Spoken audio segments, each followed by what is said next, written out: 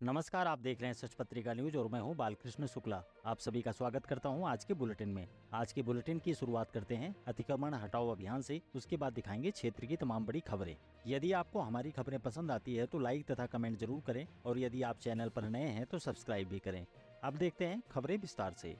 कोटपुतली शहर में जाम की समस्या से छुटकारा दिलाने के लिए शहर की सड़कों पर नगर परिषद ने गुरुवार दोपहर बाद अतिक्रमण हटाओ अभियान चलाया।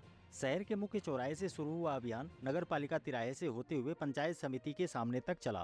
कार्रवाई के दौरान नगर परिषद के 2 कर्मचारियों से मारपीट हो गई, जिससे वे चोटिल हो गए, तो वहीं कई जगह नगर परिषद के अधिकारियों और दुकानदारों के बीच अच्छी खासी झड़प भी हुई।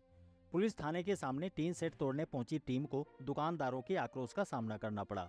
कार्रवाई के दौरान नगर परिषद की टीम ने अनेक दुकानों के बाहर रखे सामान को भी जब्त कर लिया। जानकारी के मुताबिक नगर परिषद के एक्सीएन दीपक मीणा, एएन मुकेश कुमार सैनी व AFO Satyanarayan Verma JCB machine व अन्य संसाधनों के साथ लवाजमा लेकर मुख्य चौराहे पर पहुंचे और आते ही जोधपुर मिष्ठान भंडार पर कार्रवाई शुरू कर दी। अचानक हुई इस कार्रवाई के चलते दुकानदार और वर्करों में आक्रोश पनप गया और इस बीच हुई कहासुनी मारपीट में तब्दील हो गई। आरोप है कि मिष्ठान भंडार के वर्करों ने हांसी आवास के कर्मचारी सुनील व शीशराम के साथ मारपीट कर उन्हें बुरी तरह से चोटिल कर दिया। अन्य कर्मचारियों ने तुरंत उन्हें अस्पताल पहुंचाकर इलाज कराया। तुरंत घटना की सूचना पुलिस को दी गई।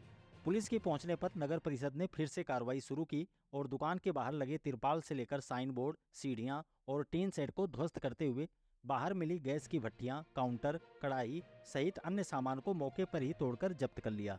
इस दौरान दुकानदार व टीम के बीच कई बार कहासुनी हुई। पुलिस ने समझाइश कर उन्हें दूर किया। मौके पर बड़ी संख्या में तमाशबीनों की भीड़ जमा हो गई थी। इसके बाद नगर परिषद की टीम आगे बढ़ी और अन्य दुकानों के बाहर लगे टीन सेट को तोड़ना शुरू कर दिया। टीम ने चौराहे से गोवर्धन प्लाजा तक मुख्य सड़क पर कार्रवाई की। सड़क के एक तरफ चल रही कार्रवाई को देख दूसरी तरफ के दुकानदारों ने खुद ही अपना अपना टीन सेट हटाना शुरू कर दिया था। इसके बाद टीम सीधे सरदार स्कूल के सामने पहुंची और यहां एक मिठाई की दुकान से लेकर उसके आसपास मौजूद जनरल स्टोर की दुकानों के बाहर लगे अस्थायी अतिक्रमण को हटाया। कार्रवाई के दौरान दुकानदारों ने नगर परिषद पर कार्रवाई में भेदभाव करने और बिना सूचना के कार्रवाई करने का आरोप लगाया, जबकि एक्सीएन दीपक मीणा का कहना था कि सभी दुकानदारों को मौखिक रूप से सूचना भिजवाकर अपने अपने अतिक्रमण हटा लेने की अपील की गई थी। इस दौरान दुकानदारों ने टीम पर मनमानी तरीके से कार्रवाई करने का भी आरोप लगाया। गोकुल टावर के सामने दुकानों पर अचानक टीन सेट तोड़ देने से उन्हें भारी नुकसान हुआ। टीन सेट के नीचे रखा हजारों रुपए का सामान क्षतिग्रस्त हो गया। नगर परिषद के कर्मचारी पुलिस थाने के सामने जेसीबी लेकर टीन सेट हटाने पहुंचे तो वहां मौजूद कुछ वकील और दुकानदार आक्रोशित हो गए। उन्होंने टीम पर मनमर्जी तरीके से अवैध कार्रवाई का आरोप लगाते हुए जमकर खरी खोटी सुनाई। इसके बाद टीम यहां बिना कार्रवाई किए ही आगे बढ़ गई। इसके बाद टीम ने अदालत परिसर के सामने जूस की दुकानों से लेकर पंचायत समिति के सामने मौजूद दुकानों के बाहर लगे टीन सेट हटाए। पूरी कार्रवाई के दौरान पुलिस भी मौजूद रही। एक्सीएन दीपक मीणा का कहना है कि अतिक्रमण के खिलाफ इस तरह की कार्रवाई आगे भी जारी रहेगी।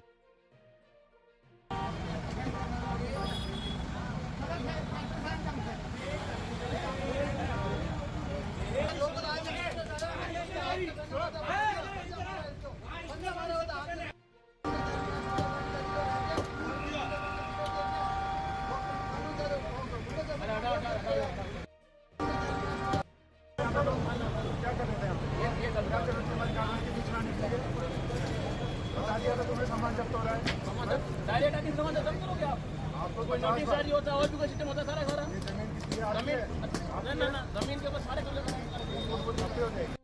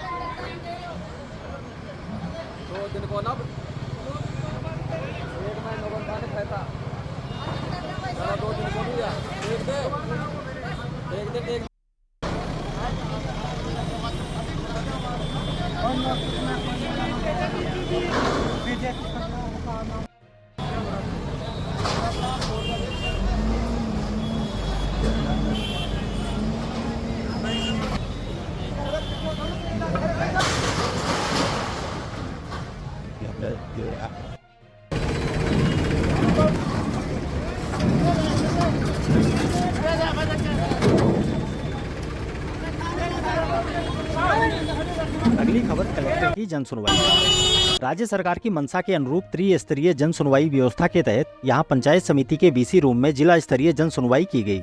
इस दौरान जिला कलेक्टर कल्पना अग्रवाल ने मौके पर पहुंचे सभी लोगों की समस्याएं गंभीरता के साथ सुनी और संबंधित अधिकारियों को उनके जल्द निराकरण के निर्देश दिए। जन सुनवाई में जिले के सभी उपखंडों से सभी ब्लॉक स्तरीय अधिकारी वीसी के माध्यम से जुड़े रहे।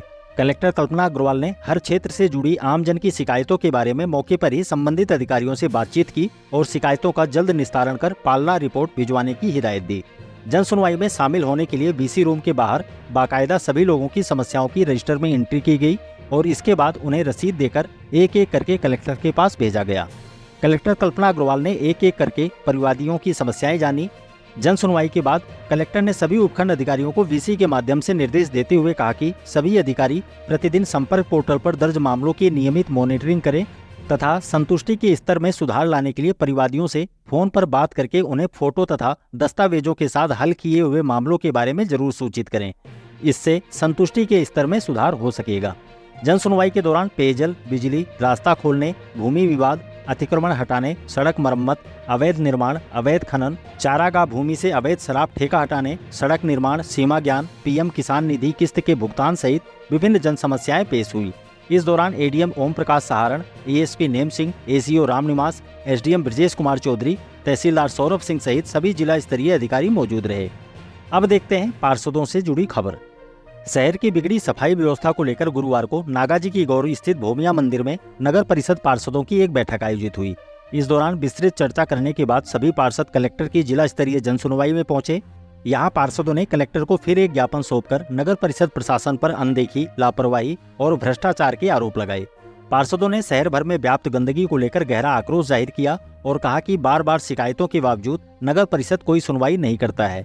पार्षदों ने कहा कि यदि 5 दिन में सफाई की व्यवस्था दुरुस्त नहीं हुई तो कलेक्टर कार्यालय के नीचे धरना प्रदर्शन किया जाएगा। जिला कलेक्टर कल्पना अग्रवाल ने मौके पर ही मौजूद नगर परिषद आयुक्त धर्मपाल जाट को सख्त कार्रवाई करने के निर्देश देते हुए कहा कि शहर में सफाई व्यवस्था जल्द सुधरनी चाहिए। उन्होंने कहा कि सफाई कार्यों में लापरवाही बरतने पर तुरंत सफाई ठेकेदार पर जुर्माना लगाया जाए और 4-4 वार्डों पर एक सुपरवाइजर तैनात करके ग्राउंड रिपोर्ट मंगवाई जाए।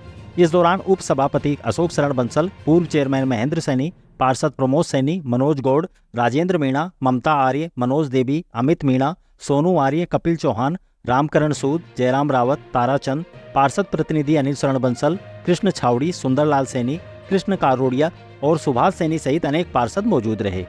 अगली खबर एक हादसे की। कोटपुतली के नौरंगपुरा गांव में बिजली का पोल टूटकर नीचे गिर गया, जिससे वहां ट्रांसफार्मर और तार लगा रहा एक कर्मचारी बुरी तरह से जख्मी हो गया। उसे गंभीर हालत में जयपुर रेफर किया गया है। जानकारी के मुताबिक कोटपुतली के नांगल पंडितपुरा ग्राम निवासी मूलचंद पुत्र फूसाराम गुरुवार को नौरंगपुरा गांव में विद्युत ट्रांसफार्मर और लीड लगाने का काम कर रहा था। इसी दौरान अचानक पोल टूटकर उसके सिर पर गिर गया, जिससे वह बुरी तरह से जख्मी हो गया। अस्पताल पहुंचाए जाने पर प्राथमिक उपचार के बाद चिकित्सकों ने उसे जयपुर रेफर कर दिया। अब वकीलों से जुड़ी एक खबर।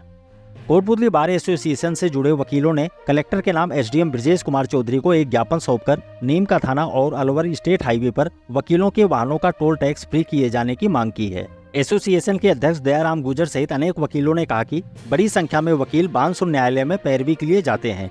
टोल वालों ने बानसूर बार के अधिवक्ताओं के वाहनों का टोल फ्री कर रखा है, उनसे कोई शुल्क नहीं लिया जाता है, जबकि कोटपुतली से टोल की दूरी मात्र 5 किलोमीटर है और बानसूर से 9 किलोमीटर। उन्होंने इस मांग को न्याय संगत बताते हुए बुटेरी टोल और सरुंड टोल पर वकीलों के लिए टोल टैक्स फ्री किए जाने की मांग की है। अगली खबर कृषि कॉलेज से। कोटपुतली के कमरपुरा ग्राम स्थित कृषि महाविद्यालय में पुस्तकालय विभाग द्वारा उपयोगकर्ता जागरूकता पर 1 दिवसीय ऑनलाइन कार्यशाला का आयोजन किया गया।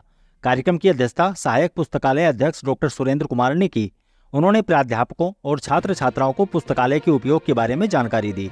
कॉलेज के डीन डॉक्टर सुरेंद्र सिंह ने बच्चों को अधिकाधिक पुस्तकालय के उपयोग पर जोर देते हुए कहा कि पुस्तकें हमारी सबसे अच्छी दोस्त होती हैं। इस दौरान आईआईटी खड़गपुर के senior manager doctor Partha Sen Gupta ने भी अपने विचार रखे। कार्यक्रम में doctor DK Bairwa, doctor Vishnu Shankar Meena, doctor Sushila Echra, doctor Romesh, doctor Vijay Yadav सहित अनेक लोग मौजूद रहे। अब देखते हैं कांग्रेस कार्यकर्ताओं की खबर। लोकसभा के नेता प्रतिपक्ष राहुल गांधी के लिए भाजपा सरकार में मंत्री और वर्तमान विधायक द्वारा हिंसक बयानबाजी के विरोध में जयपुर में आयोजित धरने में कोटपुतली से बड़ी संख्या में कांग्रेस कार्यकर्ता शामिल हुए। जयपुर के शहीद स्मारक पर आयोजित धरना प्रदर्शन में पूर्व chairman Prakash Chand Saini, Ramniwas Yadav, KM Bansal, doctor Abhilash Meena, Satish Nimoria, इंद्राज सैनी, रमेश पारासर, रूप सिंह पालीवाल सहित अनेक कार्यकर्ता शामिल हुए। अगली खबर बसपा कार्यकर्ताओं की। कोटपुतली के मोरियावाला धर्मशाला में गुरुवार को बसपा के जोन प्रभारी करण सिंह भंडारी के मुख्य आतिथ्य और एडवोकेट नीरज कुमार नैनावत की अध्यक्षता में बसपा कार्यकर्ताओं की एक बैठक आयोजित हुई। इस दौरान भंडारी ने कहा कि गरीब और शोषित वर्गों पर अत्याचार की घटनाएं बढ़ गई हैं, लेकिन बसपा उनके साथ हमेशा खड़ी रहेगी। बसपा के जिलाध्यक्ष नीरज नैनावत ने सदस्यता अभियान में तेजी लाने का आह्वान किया। इस मौके पर जिला प्रभारी दीपचंद आर्य, धर्मचंद सैनी, जयसिंह धानका, संजय आर्य, महेंद्र आर्य, बलवंत रेवाला, मान सिंह जाटव, बनवारी लाल रजक समेत काफी संख्या में कार्यकर्ता मौजूद रहे। अब सरदार स्कूल की खबर। कोटपुतली के राजकीय सरदार उच्च माध्यमिक विद्यालय में गुरुवार को ब्लॉक स्तरीय किशोरी शैक्षिक उत्सव का आयोजन किया गया। कार्यक्रम का शुभारंभ CBO जोगेंद्र सिंह राठी की अध्यक्षता में हुआ। कार्यक्रम में ब्लॉक के विभिन्न विद्यालयों से चयनित प्रतिभागियों ने हिस्सा लिया। इस दौरान राठी ने कहा कि इस प्रकार के आयोजन किशोरियों के लिए एक महत्वपूर्ण मंच होते हैं, जहां वह अपनी प्रतिस्पर्धात्मक भावना का विकास कर सकती हैं। उन्होंने प्रथम, द्वितीय और तृतीय स्थान पर रहने वाले प्रतिभागियों को नगद पुरस्कार और प्रशस्ति पत्र भी भेंट किए। यह कार्यक्रम विज्ञान, हिंदी, गणित और सामाजिक विज्ञान विषयों पर आधारित रहा। इस दौरान प्रिंसिपल मनोरमा यादव ने कहा कि इस प्रकार की प्रतियोगिताएं किशोरियों के सर्वांगीण विकास के लिए अत्यंत महत्वपूर्ण होती हैं। इससे न केवल उनका शैक्षिक स्तर बढ़ता है, बल्कि उनके आत्मविश्वास में भी वृद्धि होती है। संचालन व्याख्याता बलवंत सिंह ने किया। कार्यक्रम में प्रभारी सुरेंद्र कुमार सैनी और संदीप कुमार जांगिड़ ने भी अपना योगदान दिया। और अंत में एक सूचना। श्री रामलीला मंडल के तत्वावधान में कोटपुतली की आजाद चौक स्थित प्राचीन रामलीला मंच पर रामलीला महोत्सव को लेकर 25 सितंबर को बल्ली पूजन किया जाएगा। मंडल के अध्यक्ष महेंद्र शर्मा ने बताया कि 30 सितंबर को गणेश पूजन के साथ रामलीला का शुभारंभ होगा। 11 अक्टूबर तक प्रतिदिन शाम 8 बजे से रामलीला मंच पर प्रसिद्ध कलाकारों द्वारा रामलीला का मंचन किया जाएगा। 12 अक्टूबर को नागाजी की गौर में विशाल दशहरा महोत्सव का आयोजन होगा। यदि आपको हमारी खबरें पसंद आती है तो लाइक तथा कमेंट जरूर करें, और यदि आप चैनल पर नए हैं तो सब्सक्राइब भी करें। आज के लिए बस इतना ही। दोबारा मिलते हैं इसी तरह की दूसरी ताज़ा खबरों के साथ। नमस्कार।